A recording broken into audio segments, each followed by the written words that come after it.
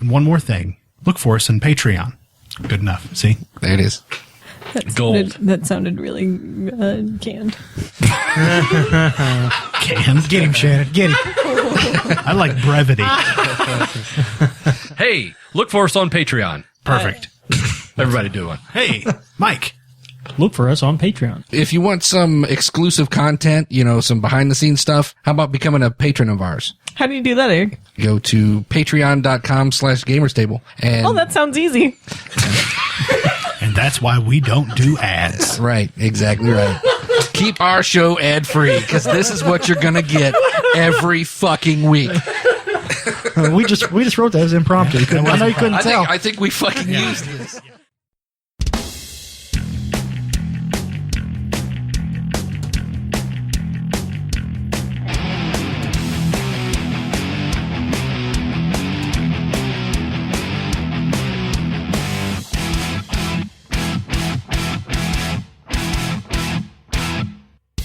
Welcome to Gamers Table, a show by gamers for gamers. This is Dan. This is Brandon. This is Mike. This is Jayson. This is Eric. And I'm Shannon. Is it feeling natural yet? Well, at least it flows a little bit better. It flows. This episode, we're going to talk about Pariahs, cast-offs, And Fringe characters. Fringe characters. Just came up with it. I cheated and looked on my phone.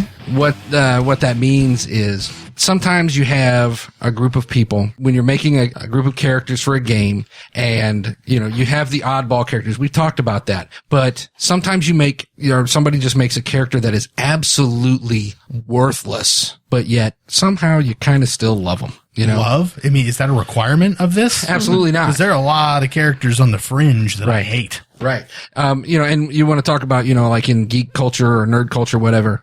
There's a lot of these characters that if you look at them as face value or just even, do they bring anything to the table? First and foremost, like the grand poobah of pariah characters, worthless cast-off characters. Is Chandler Bing.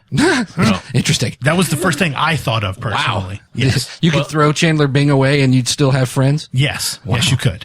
Not true. Chandler makes it. I was thinking Jar Jar Binks, but okay. That's what I was Who's going to say. worse, Chandler or Jar Jar? Jar Jar's definitely worse than Chandler Bing. It is a narrow margin. No. Listen, Chandler is the best of all the friends. Ross is the cast-off. Yeah, Ross is definitely the Wow. We're having this conversation. Unfortunately, they used to call me Bing at work because you were worthless? No, not well. That's because you were cherry, baby. Because they said my sense of humor was like Chandler Bing, Bing, Oh my God. and I didn't care. I didn't care for it That was then. actually pretty good. Thank you. I've just been needing a vehicle for that. I finally got it. That's the only reason he brought up Chandler. No, I'm not lying. Chandler, the characters like that were what I thought of when Eric brought this up. And he says Jar Jar Binks. I'm like, why the hell didn't I think of that? He was terrible. And Right. I've seen the supercut without Jar Jar. Yes. That movie's way better without him. Right. I'm now interested to see if maybe somebody could do supercuts of Friends without Chandler. It'd be a horrible show. Yeah, that would be awful.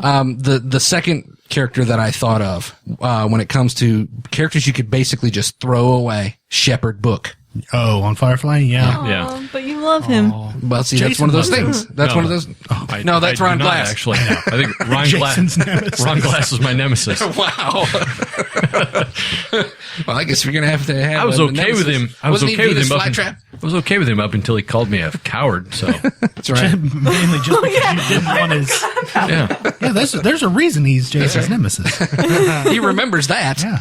But no, it's just, that's one of those characters that I know, people are, especially your hardcore Firefly guys are going to go, oh, but, there was so much more that he could have been because, of course and there who else they say that about? Boba Fett. Exactly right. Oh God. There's a whole lot of that out Yeah, there. too bad Sean's not here. Yeah. Well, I think the problem with Shepherd Book is the show didn't last long enough for them to flesh out the character. And that's what I'm saying. It was obvious that there was something mysterious about Shepherd Book. There was more to that character. There were a lot of plot lines in that show Right. that never got realized. Right. But And they killed him off in the movie, spoiler alert. what? And I wasn't really sad when he died. Right. Now, They did? Shepherd Book died? You don't remember? Yeah, him dying? Shepherd See, Book how- died. I remember Wash dying. Yeah, that was sad. Yeah. How memorable was that character if you don't even remember that he died? And I've seen that movie like 3 times. I thought he died in the actual show, but No, he died in the movie. No. Well, this it is makes more only sense that it was in the movie. reinforcing Eric's point.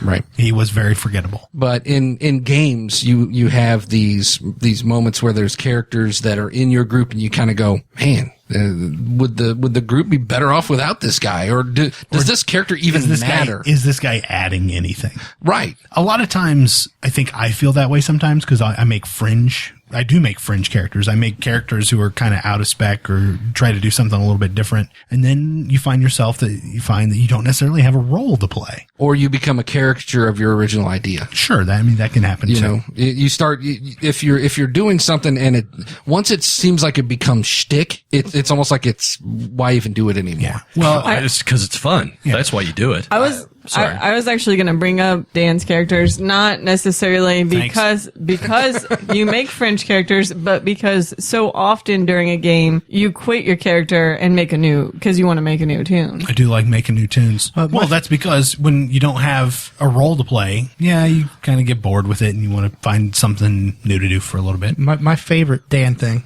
is to make a character who has pretty much no role, no business, and then gets pissed because we're not playing the game the way he wants to play. It's because I think I do believe that groups and ours also has a tendency to do things one way. We have a tendency to do D&D has to have a fighter, it has to have a cleric, it has to have a rogue, and it has to have a wizard, and that's just how you play D&D. I've never seen anyone play a cleric or a wizard in D&D. You don't count. Different. Boots was not a real cleric. The worst. That was the character when somebody mentioned There's a a character difference- we get rid of. I thought Boots. What? That's because, Poor Boots. and we had Boots this, was a badass. we actually had this discussion when we talked about, when we had our clerics episode. A cleric who does not heal, are they throwaway characters? Now, you can make them into essential parts of the story based on how you play the character and your plot lines and things like that.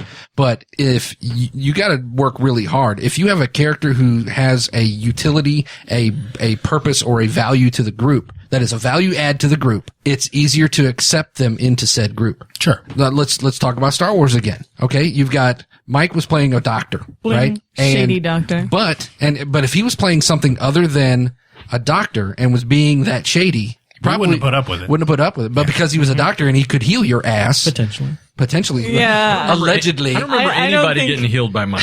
Oh, he did Shannon a couple times. Shannon had her leg about blown off. No, that was all the back of the tank. Yeah, the back of the tank did all that healing. But all he did was pushed flip the the on switch. button. That's right. You're gonna do is flip the switch. You got to have a doctorate for that. That's right. That's right. It's a PhD. It's not an MD. Well, I should have. OBGYN. I should have. OBGYN. I should have vented everybody. I should have just sent them all out there. except me. Well, except you. Yeah. And- We had and- so and many, Brandon's character. we had Narglatches? so Narglatches. many people in that game who didn't want to be playing the game with the rest of the group. Well, Sean didn't like and any that of the is group. what killed that game. Truthfully, that's what killed the game. It was. Shannon was what killed that game. No. But it's that kind of shows you if you have a group of people who are playing, cast-offs or misfits or whatever. Sometimes that doesn't work out either. It becomes a powder keg. Only in movies does that work because Right. there's a singular writer, Right. and they can make it work. Right. My last D&D character was a mentally challenged fighter. Yes. Wendell. No, that's awful. Thanks. That's awful. Wendell. I loved Wendell. I really loved Wendell. Well, he was mentally challenged because he was kicked in the head by a mule when he was younger. His intelligence like was that, like He rolled 3 an or 4. intelligence of like 3 or 4. His yeah. intelligence was a 3. And I thought, I don't think anybody's ever done that before, or at least not done it right. Yeah. So I was going to do it right. With that kind of a character, you make a backstory that he used to be a brilliant wizard and then got like an arrow in the head and then all of a sudden, so if he ever got that healed, But he doesn't know he was injured. exactly. I used to be an adventurer until I took an arrow in the knee. Skyrim. Oh, okay. Skyrim. That's The guard will tell you that. I don't Skyrim. Guard will tell you that every freaking time you run into him. Stop telling me that. That is a throwaway character right there. Your one-shot NPCs. Some game masters like to have your one-shot throwaway NPCs keep recurring. Now, sometimes that's quirky and fun because you get to know them. Sometimes it's just like, why do I have to deal with this dwarven tax collector every time I go into town? Because we had a lot of money. I was kind of bummed whenever I was running my game. They were definitely created as one-shot NPCs, and then like the group just kind of like latched on to them and like still would talk about them like way after they're like, oh yeah, Jake from State Farm. That wasn't his name. I named Jake the from character. State Farm. I named the in character your D&D. No, I named the character Jake, and then they were all like, "Oh yeah, Jake from State Farm." So I was like, basically, they were shitting on your game. Oh, yeah. What was happening? Yeah. But I wanted to bring those characters back. But we sometimes as a game, I've done it before. You're a game master and you're running a game. The one time I ran, I don't remember if it was my Ebron game or what it was, but by blind luck, a goblin lived in a fight and got away, and I made that goblin a recurring. It was Warhammer. Was it Warhammer? Mm-hmm. I remember that. It was Modo the goblin. Yeah. He was Jay's nemesis. Every time he would turn up, he would get all irritated. And that's something for Jayson. Not me. Not Jayson. No. Okay, yeah. Yes, he was your nemesis, Jayson. You don't remember. Yes. We can make up all kinds of stories.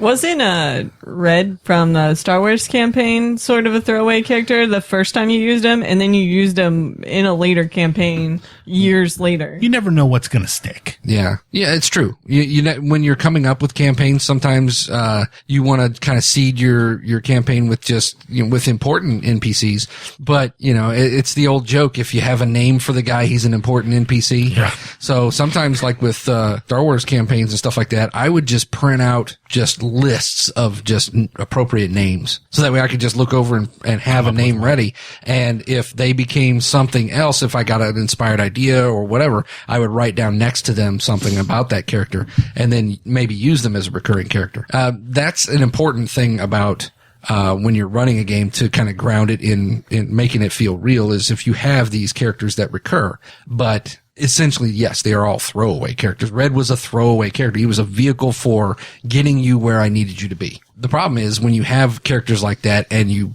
overvalue them, and then it's like, why do the players keep dealing with this guy? I don't know. Or as a player, you're like, why do I keep having to deal with the same guy over and over again? It's like Shadowrun, man. He's now part of your contacts. Yeah, that's a good point. Shadowrun, you're paying for that guy. Right. If you don't like that guy, you can just stop paying him and he'll stop feeding you information. But then you got to go through the headache of finding a new contact to fill that role. Right. And then you're stuck with like going through a drive-through, Nuket to get an AK-47. Exactly. Which never works out. No. Ever. Well, that's because they're always junk. Well, when it's Sean. Hey, Shadowrun is another good example of fringe characters. Again, well, I'll take onus on this. I do it because when you have groups the way we play, which is 5 to 8 players, you only need so many street samurai. You only need so many mages. You only need so many deckers. Right. What do you do after that? If you want to play, you got to find some niche. So then you become a fringe character. Right. And they're basically useless. You can sit in the car. Or if you're a rigger. Definitely, yeah. If you're a rigger. They've kind of changed that to where you have your drone riggers and all that other stuff. Trying to get everybody engaged all the time. But I think I didn't think that worked very well. No, I don't either. I like the old way. Our way's the old way, right? That's the line. Sure. But again, I think maybe it is a problem unique to us because we have such large groups. But sometimes you got to find your way. You got to make your way. Right. Otherwise, you got 5 fighters and 3 healers, and you're done. Right. Again, I've never played a game with any healers. I don't know what you're talking about. These healers that you speak of. Yeah. I don't think healers exist. You said earlier that if a cleric can't heal, they're useless. What about if your cleric can't cause harm or control undead? To me, that's useless if they can't do that. Right. That is exactly what I think of when I think of may cleric. still be useless, but a lot more useless than one who can't heal. I think undead are more valuable to you as pack mules and cannon fodder You know- than they are you dead know and what- destroyed. And concubines. You know what you could get? What? You know what you could get that would make a good pack mule? A pack mule. Not in a dungeon. Not in a Right. dungeon. Yeah. And what happens to every pack mule? They get eaten. Zombies and skeletons. You Nobody don't wants to eat care. those. You just make more. Right. You name them like I did. This is what happens when you game with evil fucks. Yeah. But I mean, New to directions. the point though, would you would adventure with a cleric who can't heal is like adventuring with a fighter who can't fight or a wizard who can't cast Or a spells. rogue who can't sneak. Well, then that guy's just a fighter who's calling himself a fighter. He's It's delusional. Just some Just a schlub. guy who gets his ass kicked. Right. It's Don Quixote. That's who he is. Which is funny because in the old